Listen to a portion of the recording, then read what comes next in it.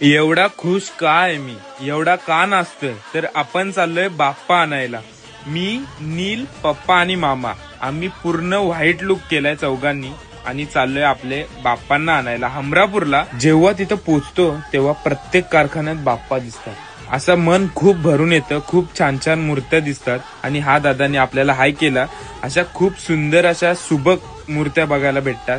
खूप मोठ्या सुद्धा असतात आणि छोट्यामध्ये पण असतात. खूप छान वाटतात. नंतर ही आपली मूर्त आहे.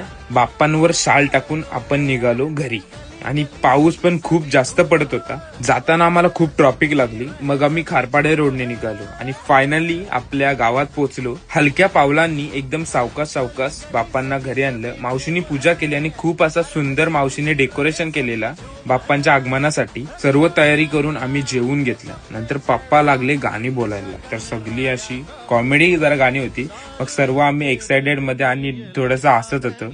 पिऊ माझा थोडी मालिश करत होती आणि नंतर कल्पकाला आपल्या गणपती आणि गौराईबाईला सजवायला.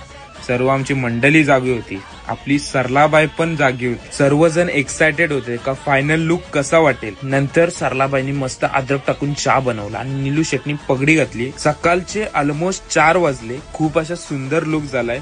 तर फायनल लुक बघण्यासाठी फॉलो करून जा.